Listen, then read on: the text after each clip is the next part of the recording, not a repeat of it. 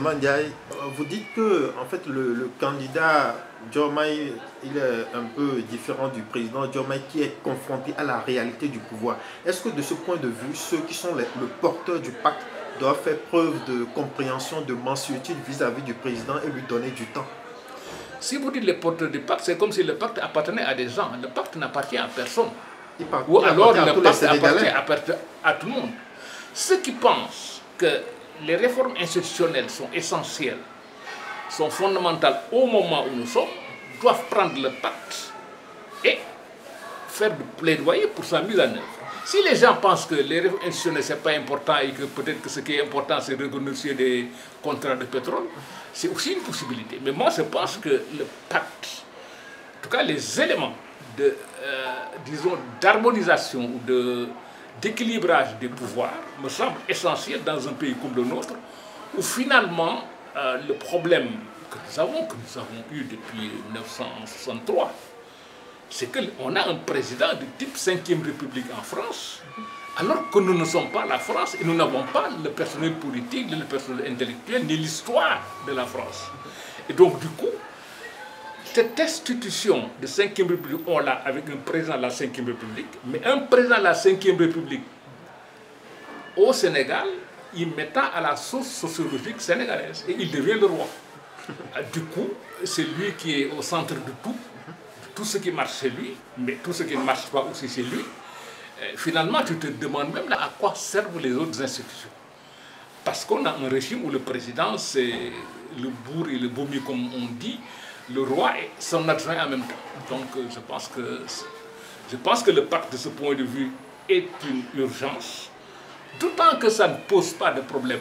Je pense que tous les Sénégalais sont d'accord au fond sur les réformes à faire. Je crois que le président Bassirou Faye lui-même est d'accord parce qu'il connaît le pacte.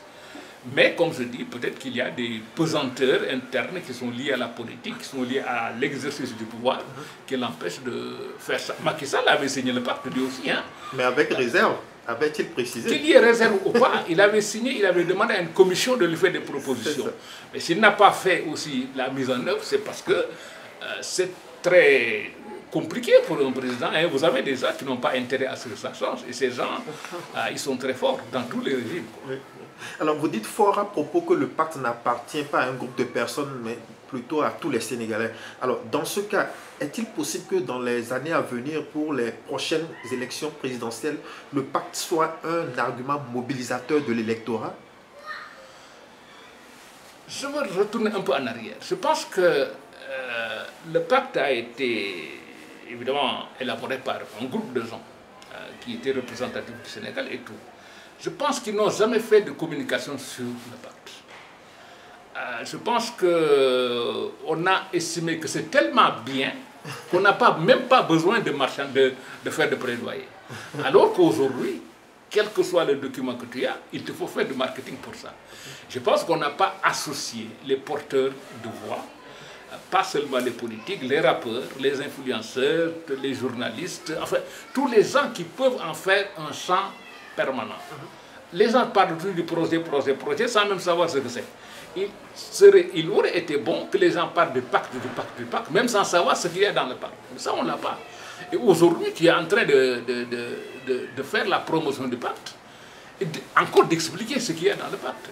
Alors que, et je pense que si ce travail de communication se fait, j'espère moi que ça sera appliqué, donc on n'aura pas besoin de revenir encore sur un plaidoyer pour la part. Mais si ce travail, si ce n'est pas appliqué, je pense qu'il faut le vulgariser et peut-être qu'on aura des candidats qui n'auront même plus besoin de signer pour dire qu'on va appliquer le pacte, mais qu'ils le mettent carrément comme au cœur de leur programme qu'ils vont proposer. Je pense qu'encore une fois, moi je ne désespère pas que le président Bassirou Diomaye, parce que je pense qu'il l'a connu, qu'il est sincère, et bon, maintenant, c'est à lui de vaincre les pesanteurs qui peut-être s'opposeraient à ça. Et pour vaincre ces pesanteurs-là, il faut aussi qu'ils s'appuient derrière les gens qui ont élaboré le pacte, derrière les Sénégalais, et leur expliquer pourquoi ce pacte-là est bon. Et je pense qu'il aura beaucoup de supporters, des gens qui ne sont pas dans son parti, qui ne sont pas militants, même des gens qui sont contre lui, mais qui se disent que ça c'est bon pour le pays et qui seraient capables, je crois, de le soutenir en ce sens-là.